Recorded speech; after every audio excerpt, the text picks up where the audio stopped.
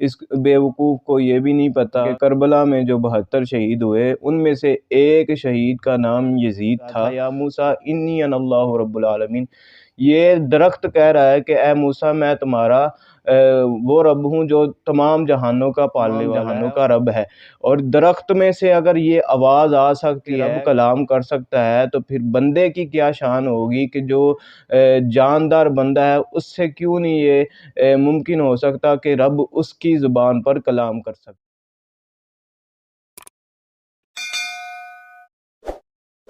بسم اللہ الرحمن الرحیم، اللہ رب محمد صلی اللہ علیہ وسلم، نحن عباد محمد صلی اللہ علیہ وسلم۔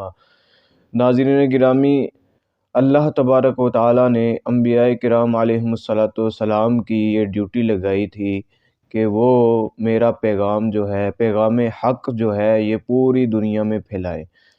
انبیاء کرام علیہم السلام نے جو تبلیغ کی وہ تبلیغ کر کے اس دنیا سے رحلت فرما گئے۔ ان کے بعد ان کے نائبین آئے، علماء کرام آئے، اولیاء کرام آئے، اغیاث آئے، اور تمام اولیاء نے وہ نائبین جو بنے تھے اولیاء اور جو انبیاء کے نائبین بنے تھے، انہوں نے جو انبیاء کا مشن تھا وہ گھر گھر پہنچایا اور اسلام کی تبلیغ گھر گھر کی۔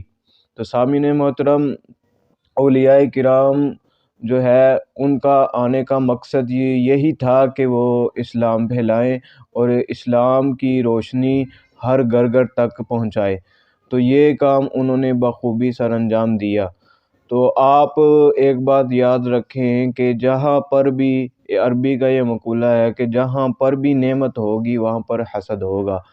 تو اللہ تبارک و تعالیٰ نے اولیاء کو یہ نعمت عطا فرمائی کہ اولیاء کو طاقت عطا فرمائی اور کرامتیں عطا فرمائی۔ یہ اللہ تبارک و تعالیٰ کا ان پر فضل تھا۔ اور یاد رکھیے کہ ولی بننے کے لیے کسی بھی کرامت کا ہونا ضروری نہیں ہے، بلکہ ولی جو ہے یہ اللہ تبارک و تعالیٰ کی عطا سے بنتا ہے، کسی کرامت سے نہیں بنتا۔ لیکن کرامت کا صدور یہ اولیاء سے ہو سکتا ہے، اس کا انکار کرنا، یہ مطلقاً کرامت کا انکار کرنا، یہ کفر ہے۔ اب آئیے چلتے ہیں کہ سلطان الاولیاء، سلطان العارفین حضرت ابا یزید بسطامی رحمۃ اللہ تعالی علیہ، آپ اولیاء مقربین میں سے ہیں اور آپ اللہ تبارک و تعالیٰ کے بہت بڑے ولی بھی گزرے ہیں۔ اور حضرت جنید بغدادی رحمۃ اللہ تعالی علیہ آپ کے بارے میں فرماتے ہیں کہ حضرت بایزید بسطامی کا ہم میں مقام ایسا ہے جیسے ملائکہ میں، فرشتوں میں حضرت جبرائیل امین علیہ السلام کا مقام ہے، اسی طرح حضرت بایزید بسطامی کا مقام ہم اولیاء میں ایسا ہے۔ اور اتنے شانوں کے مالک، اتنی عظمتوں کے مالک، تو وہ جو حضرت بایزید بسطامی رحمۃ اللہ تعالیٰ علیہ ہے، یہ اللہ تبارک و تعالیٰ کے سچے ولی ہیں اور اصحاب حق الیقین میں سے ہے۔ اصحاب حق الیقین یہ وہ ہستیاں ہوتی ہیں جن کو تقرب الی اللہ میں کافی قربت حاصل ہوتی ہے، یعنی کہ وہ اللہ تبارک و تعالیٰ کے اتنے قریب ہوتے ہیں کہ ان کی زبان پر رب کا پیغام جاری ہوتا ہے۔ اور یہ بہت ہی چنیدہ ہستیاں ہوتی ہیں اور یہ بہت ہی کم لوگ ہوتے ہیں جو اللہ تبارک و تعالیٰ کا جن کو قرب حاصل ہوتا ہے۔ تو سامعین محترم، حضرت بایزید بسطامی رحمۃ اللہ تعالیٰ علیہ، آپ کی ہستی کسی تعارف کی محتاج نہیں ہے۔ آپ وہ سورج ہے جو ہر ایک کو روشنی دے رہا ہے اور ہر ایک کو اسلام کا پیغام پہنچا رہا ہے۔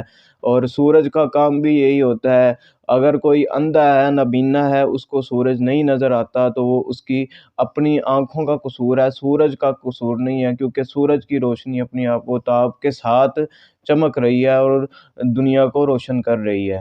تو سامعین محترم، آج کل بھی انجینئر محمد علی مرزا کے نام سے ایک اندھا ہے جس کو حضرت بایزید بسطامی رحمۃ اللہ تعالی علیہ جیسا بڑا اللہ تعالیٰ کا ولی نظر نہیں آیا، اور ان کے خلاف ایک عالم بغاوت اس نے بلند کر دیا۔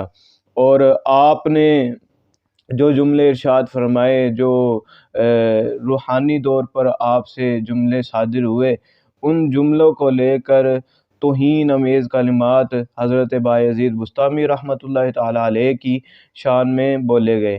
تو پہلے تو اس نے یہ بکواس کی کہ بایزید بسطامی، یہ ابو یزید اس کی کنیت ہے، اور یہ کنیت بھی ٹھیک نہیں ہے کیونکہ یہ یزید کی نسبت سے ہے۔ تو کہنا یہ تھا کہ ایک عبداللہ نام کا منافق گزرا ہے، رئیس المنافقین جس کو کہا جاتا ہے۔ تو قرآن پاک میں اللہ تبارک و تعالیٰ نے عیسیٰ علیہ السلام کی زبان پر بھی یہ جاری کیا تھا کہ قال انی عبداللہ۔ حضرت عیسیٰ علیہ السلام نے قرآن پاک میں یہ فرمایا تھا کہ میں عبداللہ ہوں، اور وہ رئیس المنافقین اس کا نام بھی عبداللہ ہے۔ اب اس بیوقوف کو کوئی پوچھے کہ کیا عبداللہ نام رکھ سکتے ہیں کہ نہیں رکھ سکتے، تو یہ کہے گا بالکل رکھ سکتے ہیں۔ تو جب رکھ سکتے ہیں تو یہ اس کی نسبت سے نہیں ہوگا، بلکہ یہ نام عبداللہ رکھنا یہ اللہ تبارک و تعالیٰ کی نسبت سے ہوگا، نہ کہ عبداللہ بن ابی منافق کی نسبت سے ہوگا۔ تو اسی طرح یزید، ابا یزید کی جو کنیت ہے یہ یزید کی نسبت سے نہیں ہے۔ اس بیوقوف کو یہ بھی نہیں پتہ کہ کربلا میں جو 72 شہید ہوئے ان میں سے ایک شہید کا نام یزید تھا۔ تو کہنے کا مقصد یہ ہے کہ اگر یزید نام سے ہی اس کو الجھن ہے تو پھر امام حسین کے قافلے میں جو یزید نام تھا اس کے بارے میں یہ کیا کہے گا؟ جو شخص یزید نامی تھا امام حسین کے قافلے میں جو شہید ہوا تھا اس کے بارے میں اس کا کیا خیال ہے؟ پہلے اس کے بارے میں یہ جواب دے تو انشاءاللہ العزیز حقیقت جو ہے یہ واضح ہو جائے گی۔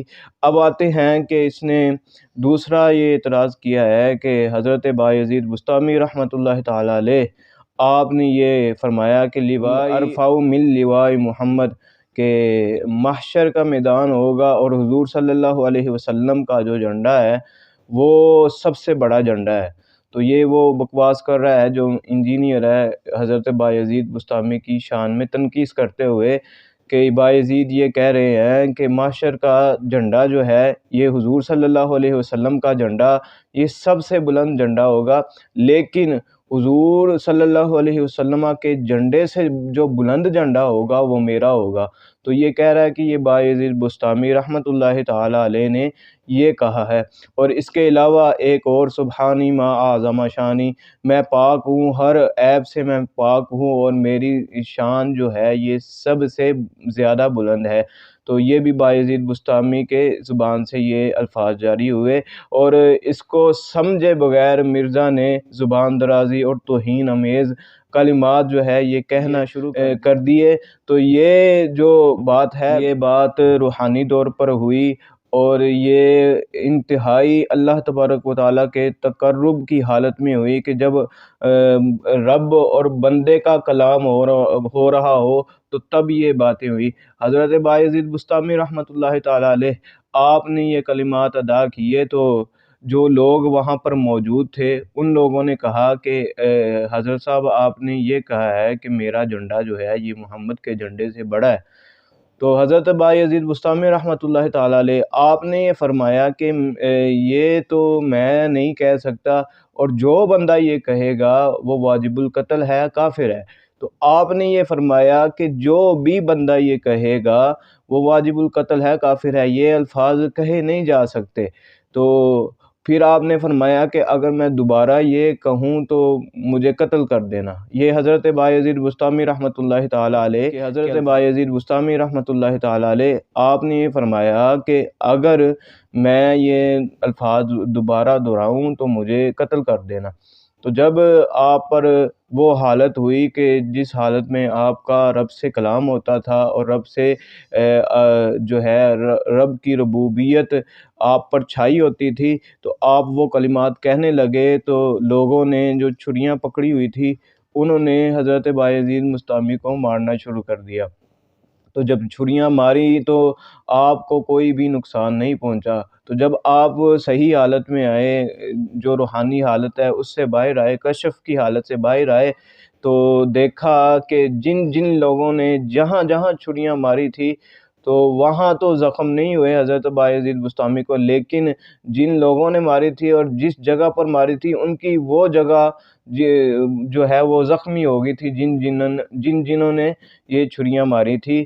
تو حضرت بایزید بستامی رحمۃ اللہ تعالی علیہ پر جو کلام جاری ہوتا تھا یہ آپ کا اپنا کلام نہیں تھا، بلکہ آپ کی زبان پر یہ رب بولتا تھا۔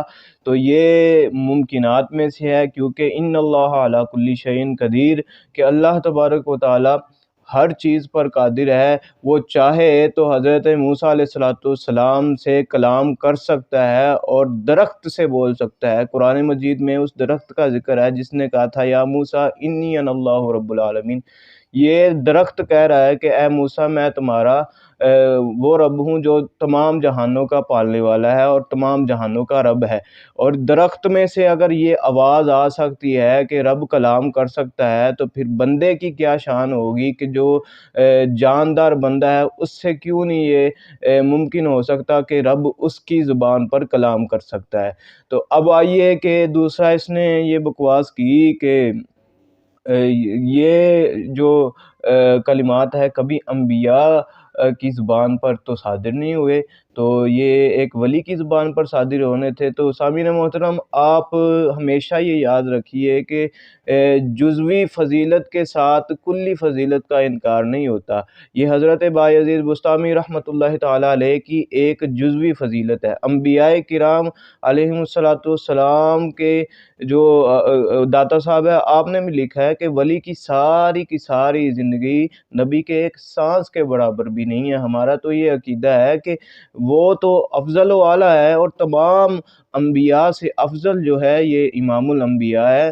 تو حضرت بایزید بستامی تو کجا، انبیاء بھی حضور سے افضل نہیں ہو سکتے، یہ تو ہمارا عقیدہ ہے۔ باقی رہ گیا ہے کہ نبی کی زبان پر یہ کلمات صادر نہیں ہوئے، تو اس کا یہ جواب ہے کہ یہ جزوی فضیلت ہے۔ جیسے آپ دیکھیں کہ جو غزوات ہوئے صحابہ کو جو شان عطا ہوئی، مولا علی کا آپ دیکھ لیں کہ آپ نے خیبر میں قلعے کو ایک ہاتھ سے اکھاڑ ڈالا۔ اب کوئی بیوقوف اٹھ کے یہ کہے کہ نبی کو یہ شان حاصل نہیں ہوئی، علی کو یہ شان حاصل ہوگی، کیا علی کا مرتبہ بلند ہو گیا؟ ہرگز نہیں، بلکہ یہ جزوی فضیلتیں ہیں، اور جزوی فضیلت کے ساتھ میں نے بتایا کہ کلی فضیلت کا انکار نہیں ہو سکتا۔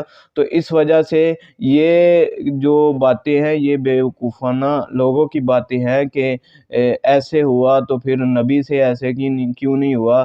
تو ہر بندے کو اللہ تبارک و تعالیٰ نے اپنی شانیں عطا کی ہیں، اور ان شانوں کی وجہ سے نبوت کے اوپر ہم حملہ نہیں کر سکتے کہ بھائی نبی کا جو ہے یہ مرتبہ کم ہو گیا۔ نبی کا مرتبہ تو یہ قرآن نے بلند کیا ہے، رب نے بلند کیا ہے، اس کو تو کوئی کم کر ہی نہیں سکتا۔ تو یہ ایک بات تھی جو حضرت بایزید بستامی رحمۃ اللہ تعالیٰ علیہ کے بارے میں منسوب تھی۔ تو گویا یہ بایزید بستامی کا کلام نہیں ہے، اور نہ ہی یہ کسی بشر کا کلام ہے۔ اگر کوئی بندہ یہ کلام کرے گا تو ہمارا یہ فتویٰ ہے کہ وہ اسی وقت دائرہ اسلام سے خارج ہو جائے گا، واجب القتل ہو جائے گا۔ یہ بایزید بستامی رحمۃ اللہ تعالیٰ علیہ کی زبان پر رب کا کلام جاری تھا، رب کلام فرمانا تھا، اسی طرح جاری تھا جس طرح وہ شجرہ موسیٰ، جس درخت کے ساتھ حضرت موسیٰ علیہ السلام نے کلام کیا تھا، اور اس نے کہا تھا کہ میں رب العالمین ہوں، میں تمام جہانوں کا رب ہوں۔ جس طرح وہ درخت کلام کر سکتا ہے، اسی طرح بایزید بستامی رحمۃ اللہ تعالیٰ علیہ آپ کی زبان پر رب کلام کر سکتا ہے۔ اسی کے ساتھ میں اپنی ویڈیو کا اختتام کرتا ہوں۔